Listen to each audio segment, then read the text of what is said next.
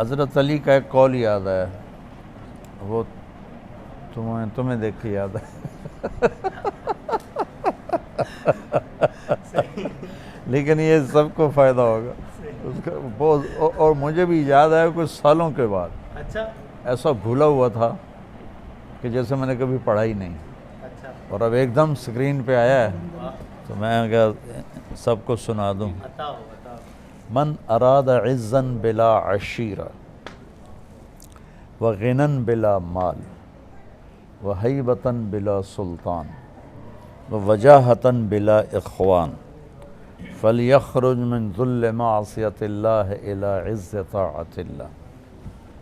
جو شخص عزت چاہتا ہو، خاندانی نہیں، خاندانی سپورٹ نہیں، فیملی سپورٹ ہوتی نا، بہت برا ہوتا ہے لیکن فیملی سپورٹ کی وجہ سے عزت ملی رہتی، تو ایسا ہے کہ پیچھے کوئی فیملی سپورٹ کوئی نہیں۔ غنن بلا مال، غنی بننا چاہتا ہے، پیسہ کوئی نہیں۔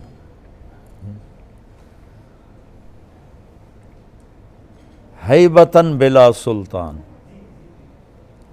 طاقت کوئی نہیں، کلاشنکوفوں والے کوئی نہیں، لیکن اپنا وقار چاہتا ہے، اپنی ہیبت چاہتا ہے۔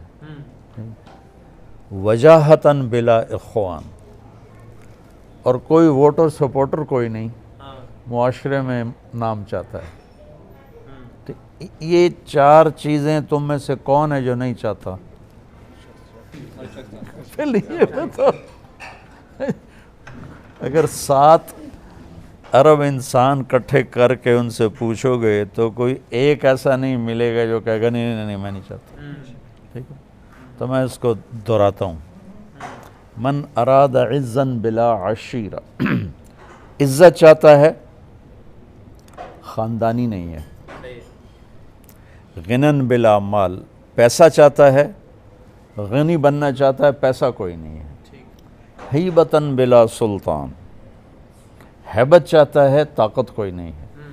وجاہتاً بلا اخوان، اپنا تعارف چاہتا ہے، اپنا نام چاہتا ہے، لیکن کوئی ووٹر سپورٹر کوئی نہیں، تو اب یہ کیا کرے گا؟ تو فرمایا مولا علی نے، ایک کام کر دے، ایک چھوڑ دے۔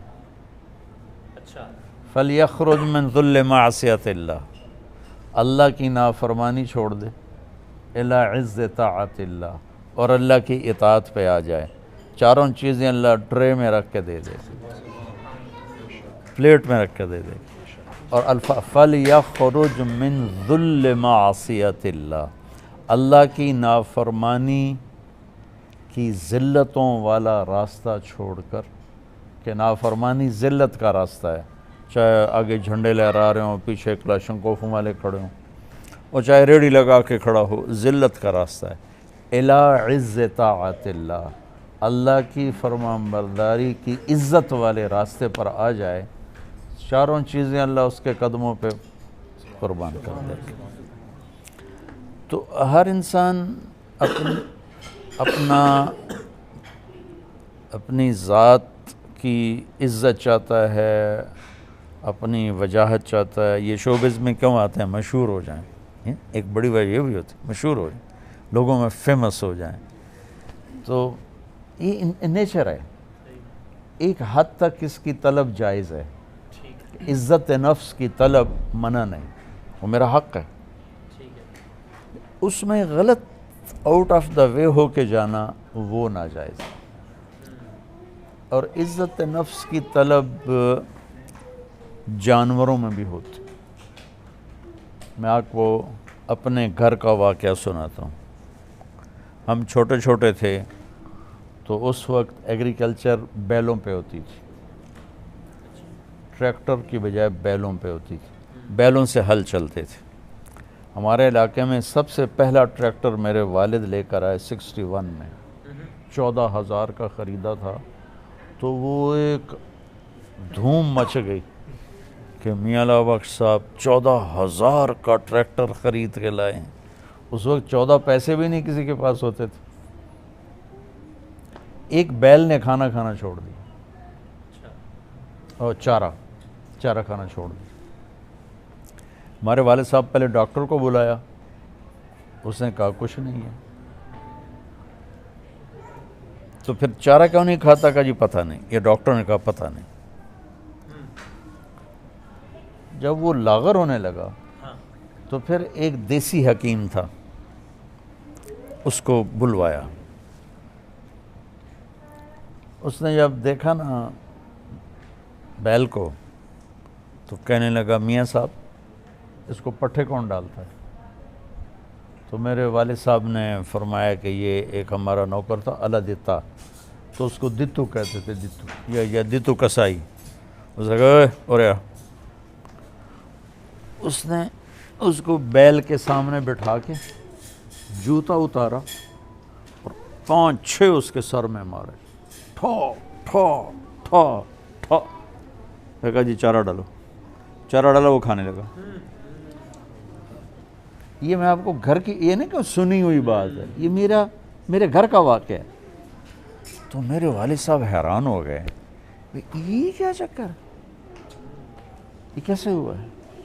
تو کہا میاں صاحب اس نے بیل کو کہیں مارا ہے، کوئی سوٹی ماری ہے، کوئی ڈنڈا مارا ہے، یہ وٹ کھا گیا،